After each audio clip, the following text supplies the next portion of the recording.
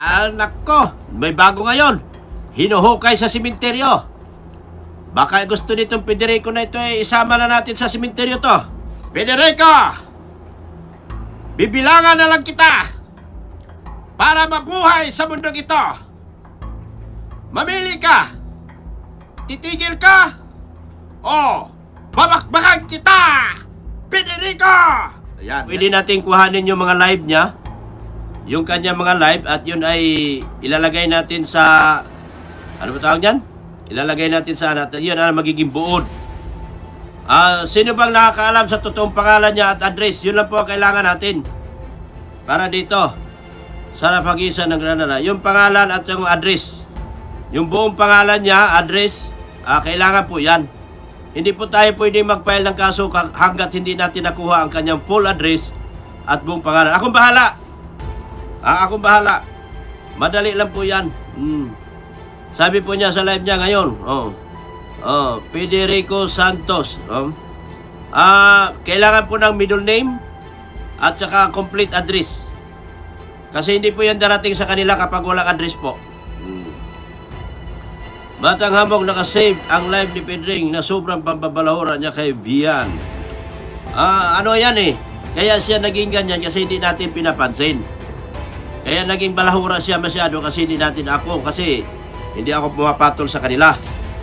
At alam ko naman kung sino yung nasa likod niya. Pero this time around, pwede na nating patulan sa dami ng kanyang live. Yung live niya po, siyang magdadala sa kanya doon sa kanyang kasikatan na hinahanap niya.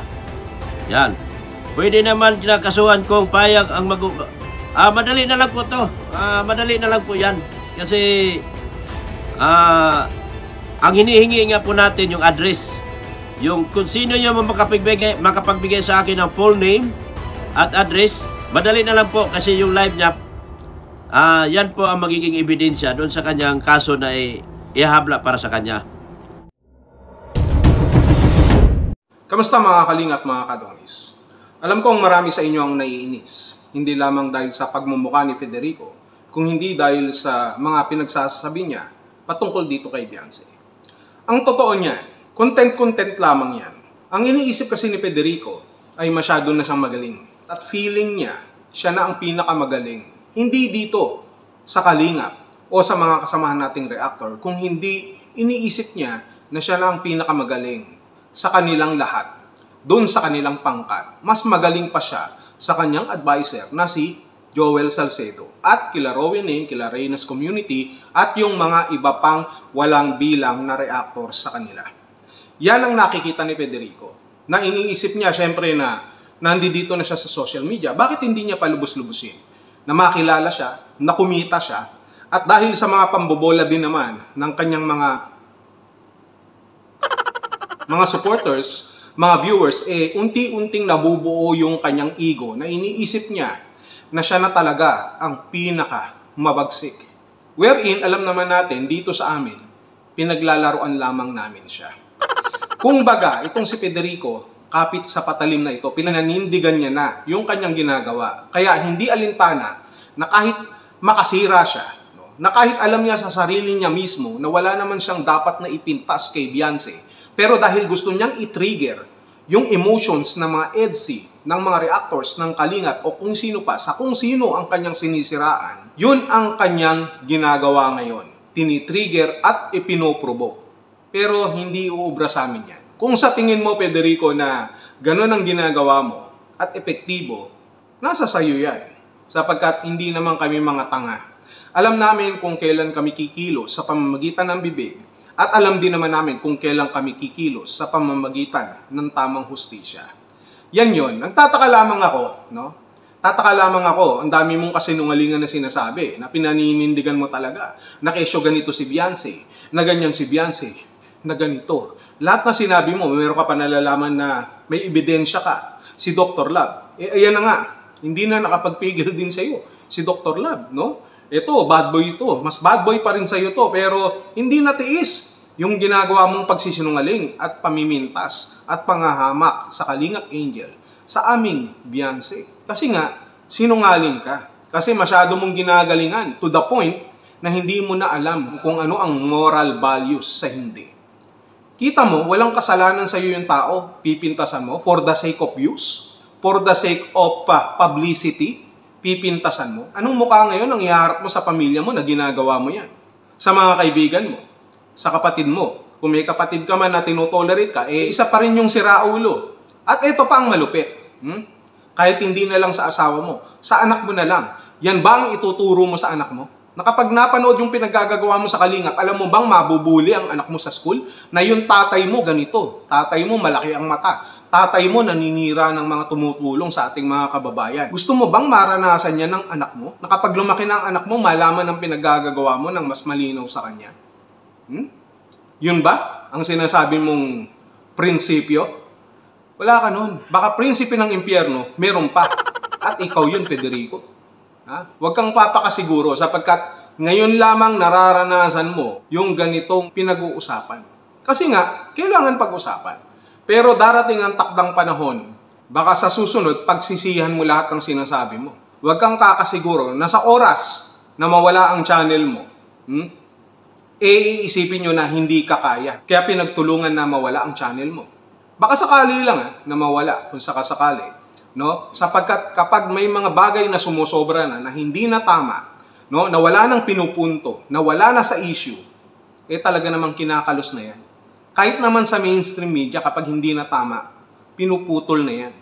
Wala tayong absolute na tinatawag na freedom of speech. Kaya nga mayroon tinatawag na mga cyber libel. Alam mo yan, di ba? O malamang hindi mo pala alam kasi wala kang ang utak. No? Pare-parehas kayo nila Rowin, nila Reynes Community, no? Nila Boy Patatas, no? Brother Jose at Joel Salcedo na mga utak pulburon. O ngayon, pasensyahan tayo kasi sinagot ka pa nila Kuya July. Huwag kang masiyahan dahil hindi nakakatuwa to na napag-uusapan. Lalo na sa pangit na paraan, pangit na publicity. Tandaan mo yan. Ngayon lang yan, mga ka-Adonis, mga Kalingap, mga ka-Edsi, na malakas ang kanyang loob. Pero sa oras na dumating yung nararapat para sa kanya, baka magkagulatan na lang tayo. Kasalanan din ng mga supporters ni Federico dahil masyado niyong binobola yung tao. No? Na kahit tanga siya, no? Na kahit bobo siya, pinipilit yung bilugin ng kanyang ulo kasing bilog ng kanyang mga mata para makipaglaban sa Kalingap. Isinubo nyo sa kapahamakan. At ito naman si Federico, no, na utak pulburon, na walang utak, na gamunggo ang utak, inuuto. Sa makatuwid, uto-uto. Na di baling masira ang kanyang pagkatao, ang kanyang pamilya, basta para lamang sa fake publicity at para kumita ng pera sa maling paraan. Maninira, pati bahay ni Beyonce, pipintasan nyo. Na may basura, kesyo ganito, kesyo ganyan, walang tubig, walang ganon. Kung ganon pala, dapat Federico, kausapin mo si Rowan para magpahiram ng magaling na maglalagay ng tubig. Balita ko, mayroon yan talagang pinapapunta dyan sa bahay ni Reyna para gumawa ng tubo, magpalabas ng tubig, no? Magmartilyo. Dapat pinapahiram nyo doon sa gagawa ng bahay ni Beyonce, magre-repair, maglalagay ng tubig, o kung ano man. Federico, sabihin mo kay Rowan, no? Ipahiram muna kay Beyonce para makapaglagay ng tubo, no? May mga tubero siya at may karpintero. Yun, ganun. Pipintasan nyo pa yung bahay na kayo madumi, ganito, may basura. Yung nakikita nyo, hindi nyo alam ang istorya. Basta nakita nyo lang, basura, basura, basura. Pero hindi nyo alam na yung lumalabas sa inyong mga bibig ay mismong mga basura. Hindi mo alam yun. Oy, gising, gising. Hindi nyo alam yun. Ano ang basura? Yung physical na basura na nakikita nyo? O yung basura na ginagawa nyo sa bahay ni Reyna nang kayo ay may mga ginagawang milagro dyan? Ano? Ano ang basura sa tingin nyo? Alam ba?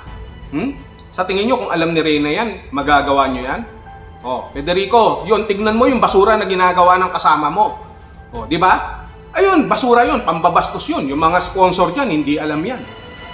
O kayo mga sponsor dyan, wala akong against sa inyo. Sinasabi ko lang kung ano pinagagagawa nitong mga taong sinusuportahan ninyo. Na nagtatakipan sila, pinipikit nila ang kanilang mga mata sa basura na ginagawa nila. Nagtuturo sila ng ibang basura, na pisikal na basura, samantalang yung basura na kanilang ginagawa at kababuyan doon sa bahay ni Reyna. Lahat sila pikit mata. Kahit yung malaking mata ni Federico, nakapikit. Anong tawag doon? Diba? May nalalaman pa kayong basura pero mga basura naman ang mga pagkatao nyo. Ikaw, Federico, nagmukha kang sinungaling dahil sa sinabi ni Dr. Love. Ano pang magagawa mo ngayon? Wala. Yan ang sinasabi namin sa inyo. Hindi nyo alam ang tamang dapat gawin dito sa social media. Akala nyo magaling na kayo. No. Binat pa kayo. Lalo lang kayong nabinat. Yan lang ang masasabi ko sa inyo. Wala pa. Hanggang dito lang kayo. Ang kaya nyo lang, yung walang kalaban-laban. Ganon ang mga taong duwag at mga bobo. Bobo. Yun lang.